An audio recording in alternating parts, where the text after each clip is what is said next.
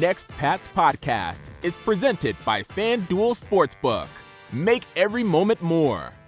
What's up, everybody? Welcome into the Next Pats podcast. I'm Phil Perry. We are continuing here on Next Pats to just hammer you with college prospect information. We're sticking at the quarterback position for obvious reasons, but today we're drilling down on one name in particular, and it's Heisman Trophy favorite as things sit here today, recording a couple of days before Thanksgiving. Happy Thanksgiving to everyone, by the way. Very thankful for all of you out there who continue to listen to Next Pats and keep this thing going. I'm also thankful for Jayden Daniels because, my goodness, is this guy fun to watch. Yes, he is the favorite to win the Heisman Trophy.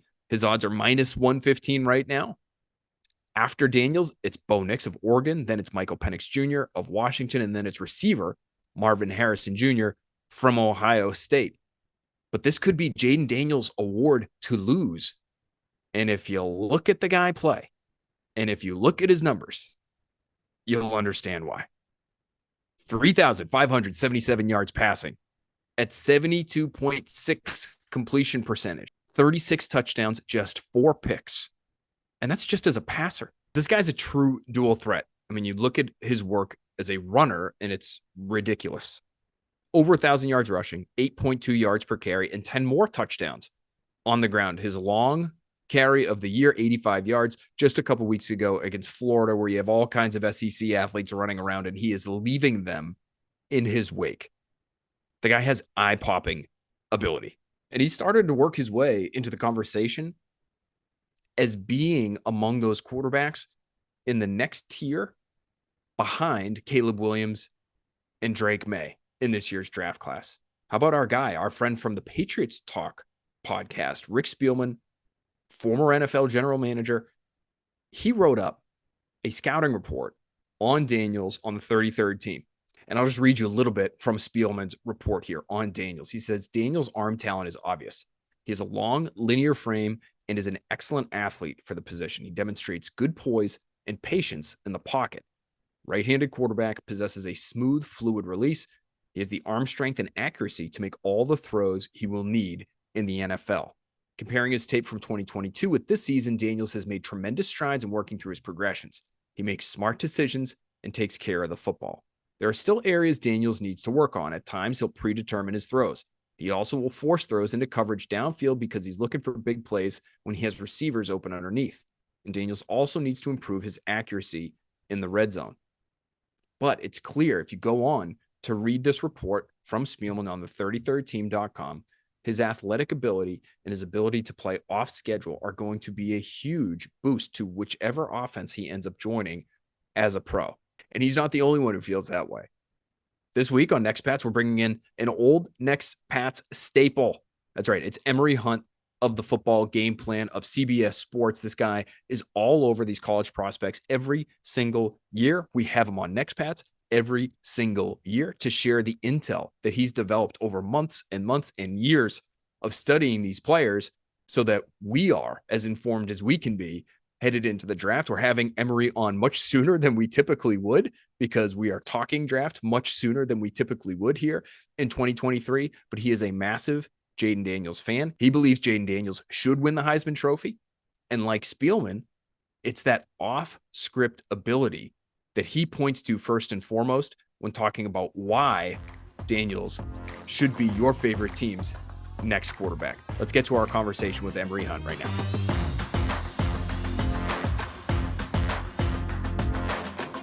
All right, there he is, Emory Hunt, long-time Next Pats podcast favorite. He is the owner of the Football Gameplan. He is all over your televisions. He is all over the internet. You see him all the time for CBS Sports. Emory Hunt, thanks so much for being with us here again, man. Man, always a pleasure, man. Usually we were talking later in the year, but I guess the draft come early, huh?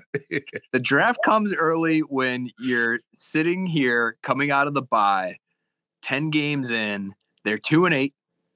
There's not a whole lot to talk about outside of what's the future of the head coach and is it going to be Mac Jones versus Bailey Zappi? And in reality, Emory, I'm not sure how much that decision even matters. You know, like we're just at that stage right now. And with the quarterbacks being sort of the focal point and the centerpiece to everything we're talking about here, we have to look ahead at this position too, because I don't think the future of the franchise at that position is on the roster right now. So we did a podcast last week, and we talked about with Mike Renner from The Messenger, his top 5 quarterbacks, and the name that I wanted to talk to you about didn't make his top 5. And I wonder if you would have an argument to make for Jayden Daniels needing to be in his top 5. He was just out. I think he was probably in the 6 or 7 range, but he was not in the top 5. And Jayden Daniels, the reason I want to have you on the podcast is because I know you're a big Jayden Daniels fan. I've heard you argue for Jayden Daniels as this year's Heisman Trophy winner.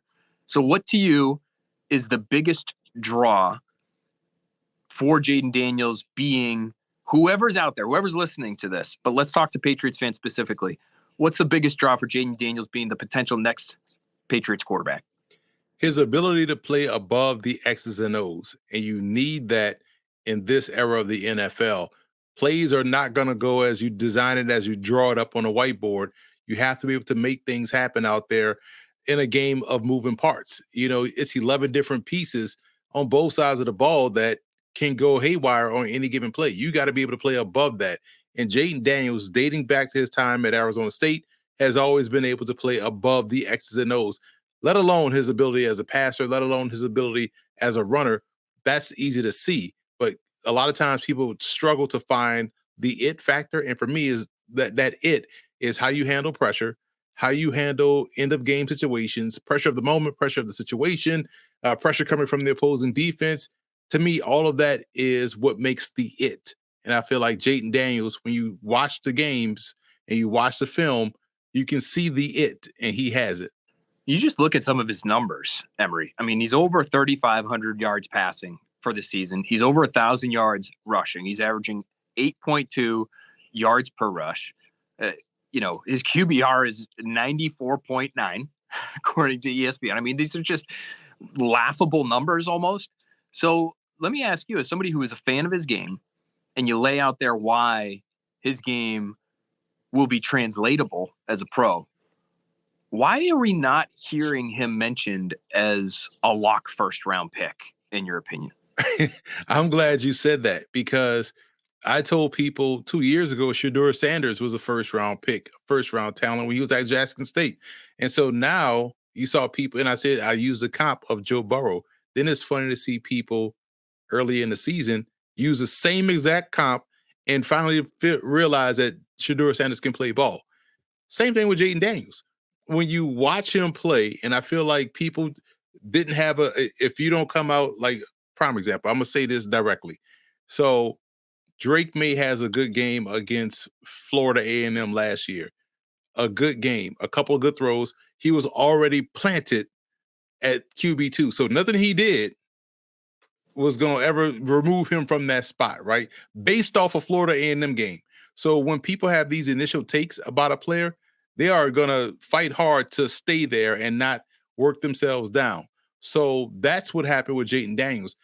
People forgot what he did as a freshman at Arizona State. And so when they deemed him not able to play or not good enough in their eyes, you have to go above and beyond for them to even give you some sort of credit. You saw that with Shedeur Sanders, right? Because a lot of people that tend to watch tape all year round just found out he played quarterback and was really good at it, And so you're seeing the same thing with Jayden Daniels. You saw the same thing with a guy like Jordan Travis before the injury.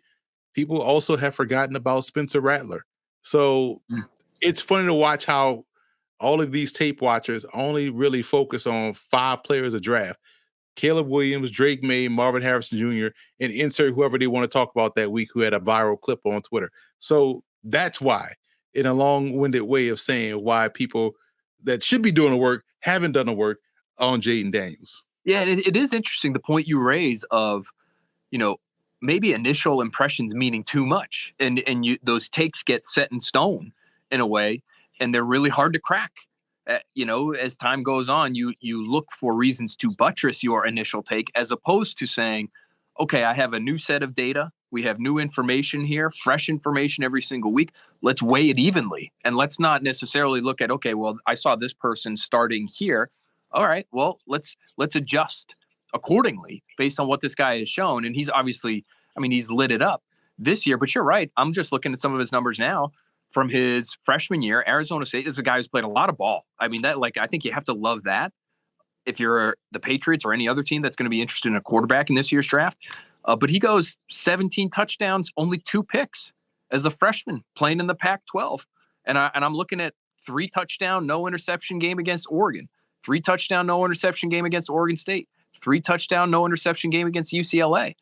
As a freshman back in 2019 against Justin Herbert, no less. Against Justin Herbert. I mean, I would love to pull up the numbers from that game and just see how.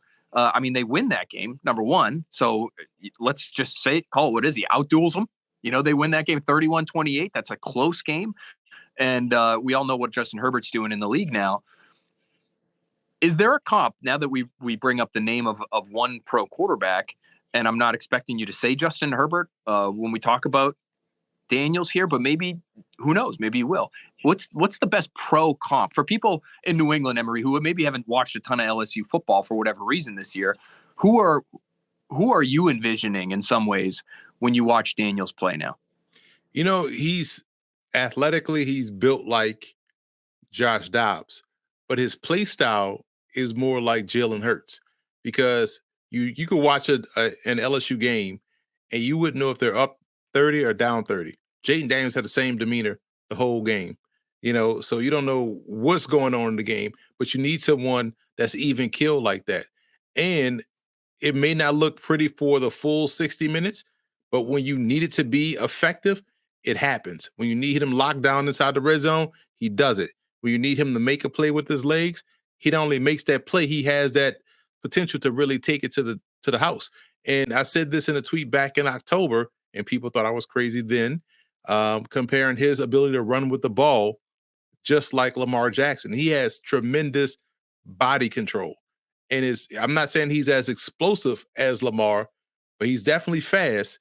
But when you watch him run with the ball, he's so under control. He's so smooth, so silky. You go and look at the Florida game, the run he had, not the long 80-something yard touchdown run, but the next one, the one where he had to weave his way through the defenders and then get to the end zone, didn't get touched. And so when you have that element in your back pocket as a quarterback, you're never in a bad play. You're never in a bad situation. Your ability to buy time and create puts a lot of strain on the front seven, but also puts strain on the back four, because now they have to really plaster and cover for 4 to 5 seconds, a little bit longer than they expect to. And you have the arm to get it anywhere you want on the field. So he provides the ultimate challenge to a defense. Now, yes, he is built like an extension cord. I get that. He's going to have to find ways to gain weight, but you could have said that about him as a freshman, thinking that he was going to gain weight. And some people just take a little bit longer to add some weight, but that's the only question you can have about his game. But he has made improvements each and every year he's been in college.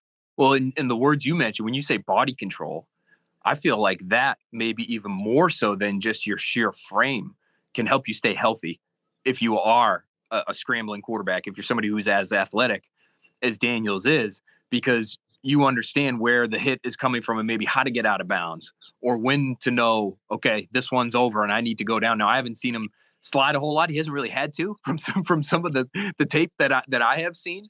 But maybe that's something that he already has in his game, or something that he can add to his game to make sure that he has a nice long career. You know, I'm just looking at, this year, Emory, and the one sort of mediocre passing game that it looked like he had was against Alabama a few weeks ago, where he completes 62% of his passes, but he's 219 yards. He's 15 for 24. He has a pick. He also has 2 touchdowns, but he runs for 163 in that game.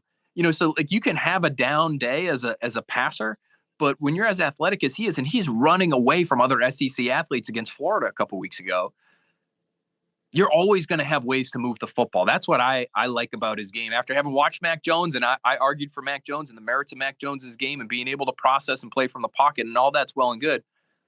But if you can do that, which it looks like Daniels can do, and then you have this other stuff on top of it, it feels like it just makes you so hard to prepare for. And people forget, or will forget come draft time, he got hurt in the Alabama game. And so when he left the game, they were down 7, I believe. And so he missed the rest of the third quarter and the entire fourth quarter. So that tells you how that game ended up. When he was out there, they had a chance to win and beat Alabama. Go back to Florida State last year in the opener. They played terrible the entire game.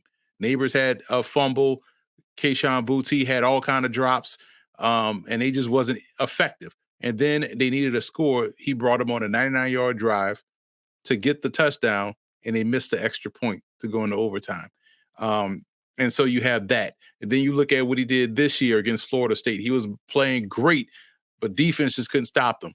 Ole Miss going back and forth, answering touchdown with touchdown with touchdown. Defense couldn't get a stop.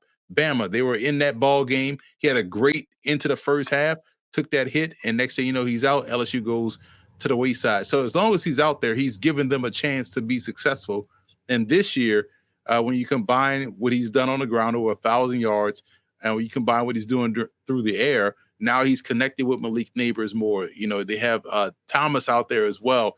Fantastic receivers also. So everything he's done, I know he's going to be a little bit older, maybe 24, I believe. But at the end of the day, if you can get 8 good years out your quarterback in this era of the NFL, that's a great run.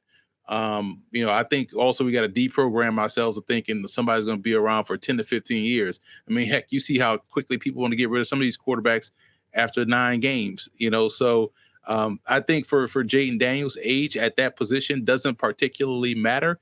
And, you know, I just think his play warrants him going in the first round. Yeah, you want these guys to be able to play right away. And if they last, and that's great. And if they do last, we're seeing guys play longer than ever before in some cases. So, you know, you just got to get that toehold and really establish yourself so that that jumpy owner or that jumpy head coach who's thinking about, oh, is my job safe, isn't thinking about, you know, pulling the plug on a guy, doesn't, you know, deserve to have the plug pulled on him. You mentioned Malik Neighbors. He obviously, Daniels has some amazing receivers at LSU, Emory, like ridiculous, probably the best in the country. How much will that be held against him come draft season, you think? Will people look at him and say, well, hey, you know, of course he's got great numbers. Look who he's got to throw to. Yeah, it's funny you bring that up because we've seen that happen to the CJ Strouds. We've seen that happen to Dwayne Haskins. You know, we've seen it happen to Jalen Hurts. You know, but no one really brought it up for Mac Jones. No one really brought it up for Joe Burrow, who had legitimately an NFL team out there. So yeah, expect that to be the talking. That'll be one of the talking points. And you'll also hear that you know, well, he didn't win big games, you know, at LSU, right? He stat padded. So all of that is just red herrings to distract people from the fact that this dude got the goods to really go out there and play. He has the it. And this is all, and you know, they'll throw those statements and those comments out there under the guise of, well, we're just doing our due diligence, or they'll tag it on to, well, from what I'm hearing from scouts, like, you know, so you already, when you've seen this stuff over, you know, the time I've been doing this since 2007, you already know what's going to happen. So you already know what to expect. So you're never surprised about what they say. Now, if he comes through this process unscathed, that would shock the hell out of me, you know, but I know what's going to come. I know what's going to happen. They're going to bring up, will he get hurt? Look at his frame. Can he take the pounding? You know, he got to stay in the pocket. You know, I know that's going to happen. So it's what surprises you is what you don't expect. I expect this kind of discourse to happen. Now you got to throw the S2 test in the mix too, whatever he scores on that. So I'm just ready for it. So now I could just poke fun at it because I know it's going to happen. And I know it doesn't even matter because once he gets out there and plays football, all is forgotten. And some of this stuff, Emory, it's going to benefit a team. I mean, look at, you know, CJ Stroud. The S2 test comes out and it's like, whoa, I don't know about this guy at the top of the draft. And not only is he the rookie of the year, but he might be the MVP of the league.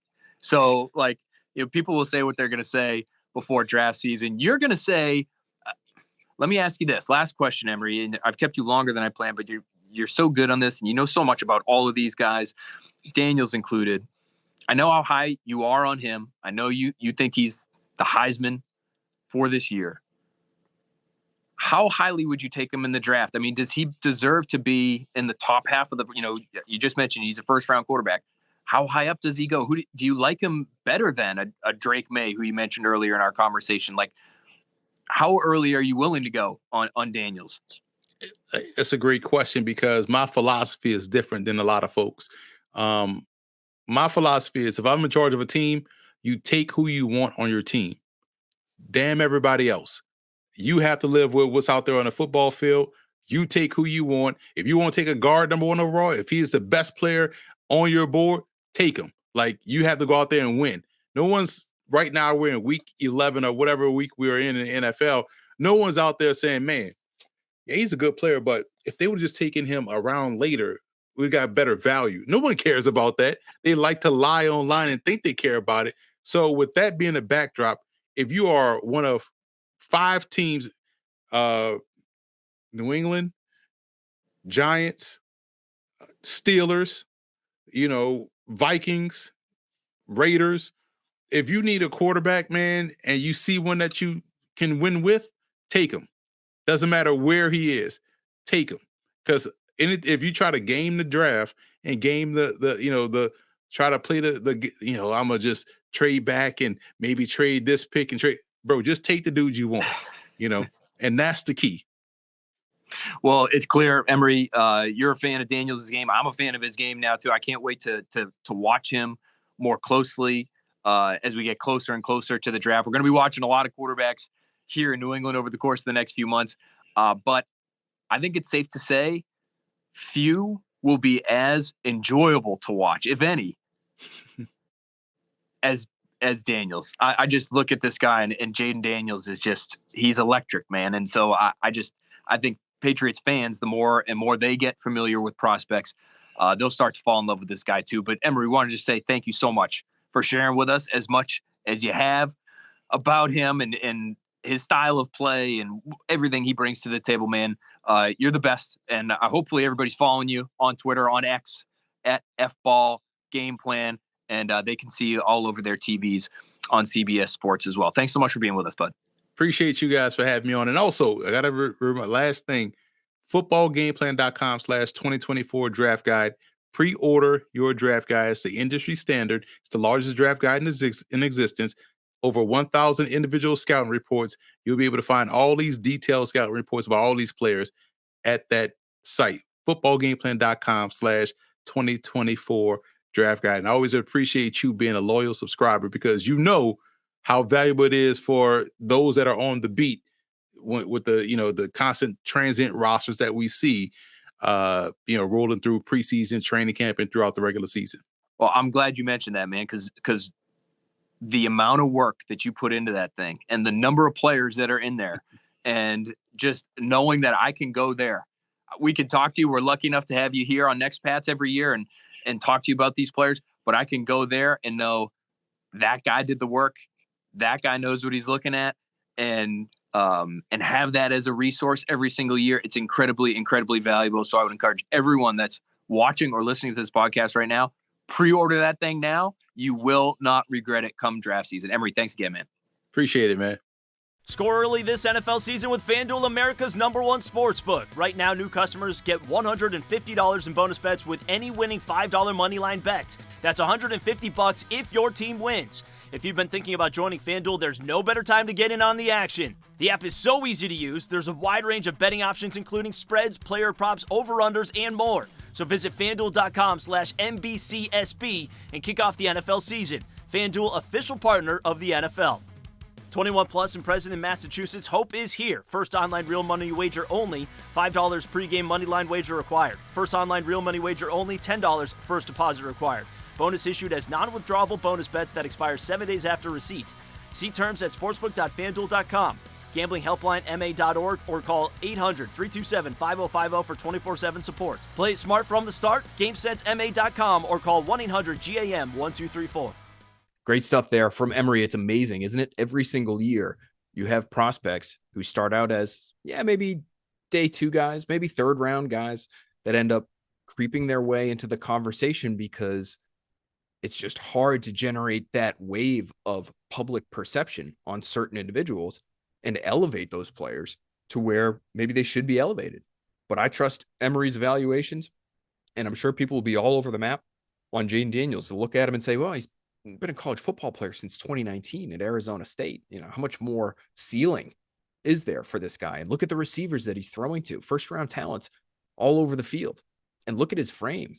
Emory's bringing up names like Jalen Hurts or Lamar Jackson in terms of his body control, not necessarily maybe in terms of his explosiveness, but in terms of his body control. And if he starts running around like Lamar Jackson, what are the chances that he's going to end up dealing with some of the injury issues that Lamar Jackson's dealt with in the last couple of years? And I think all of that would be fair enough. But if you're looking at those things and overlooking the positives of what he would bring to his next team, that's where you make mistakes, in my opinion. And we've talked about it on this podcast. We know how valuable the quarterback scramble can be. But just as a refresher, I'll go back to a story that was written by the Ringer's Ben Solak around this time last year. And he's just talking about the value of the quarterback scramble and the data associated with scrambles, just telling us how valuable those particular plays are. I'll read from Solak now. He says, across all quarterbacks this season, so this was during 2022, across all quarterbacks this season, scrambles are producing 0.508 EPA per play, expected points added per play, which is the second highest mark in any season since 2000. In comparison, the EPA per play of a league average pass attempt is 0.212. So by expected points, scrambles are more than twice as valuable as pass attempts. Put another way, Patrick Mahomes leads the league in EPA per pass attempt at 0.532. The average quarterback scramble this season is more valuable than any quarterback's pass attempt except for Mahomes. And even then, get this, Mahomes' EPA per pass attempt is 0.532 and the EPA per scramble is 0.603. So Mahomes is a more valuable scrambler than he is a thrower by EPA, and he's the best thrower in the league. Just goes to show how valuable these plays can be. And if you're an avid NFL viewer, you get it. On 3rd and 9, how many times, if you have an athletic enough quarterback, that player gets away from initial pressure, scrambles ahead for the first down, that drive eventually leads to points, and you don't get it done unless that guy behind center can move. Well, let's look at this year, and let's look at the value of the scramble this year and try to project out moving forward. Because when we're talking about a player like Jayden Daniels, you have to factor in the value of the scramble. All you have to do is watch that game against Florida to understand just how valuable it could be potentially, right? So where is the value of the scramble in today's game? Well, first, let's go to our friends at Sports Info Solutions, and let's talk about their points earned metric. This is essentially an EPA stat, but they've tried to narrow it down even further to figure out how much an individual player is contributing to the expected points added for his team on a given play. But think of it as a more specific version of EPA. Let's put it that way. So we can look at points earned per play on Sports Info Solutions. And when you look at pass attempts and the players who are near the top, makes a lot of sense. Patrick Mahomes is at number 1. His points earned per pass attempt, according to Sports Info Solutions, is 0.253. Dak Prescott is 2 at 0.234. Brock Purdy is 3 at 0.215. Kirk Cousins, Jared Goff, Josh Allen, Jalen Hurts, CJ Stroud, Tua Tagovailoa, and Lamar Jackson round out the top 10. And they're all hovering around that 0.2 mark.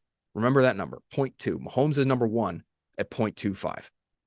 That's points earned per pass attempt. Let's look at the points earned per scramble for the top quarterbacks in 2023. Believe it or not, who's at the top of the list? The guy who's played for 2 teams this year. Josh Dobbs, points earned per scramble, 0.74. Tyson Bagent, nobody's idea of a great quarterback, but when he scrambled this year for the Bears, pretty valuable, 0.55. Joe Burrow, when he scrambled, 0.50. Sam Howell, 0.48. Trevor Lawrence, 0.45. You can go all the way down through the top 13 players. Patrick Mahomes is sitting there at number 13 overall. His points earned per scramble, 0.36. So Patrick Mahomes, for the second straight year now after reading Solak's piece, a more valuable scrambler, 0.36 points earned per play than he is a passer, 0.25. And Dobbs all the way at the top, his scrambles are about 3 times as valuable as an average Patrick Mahomes pass.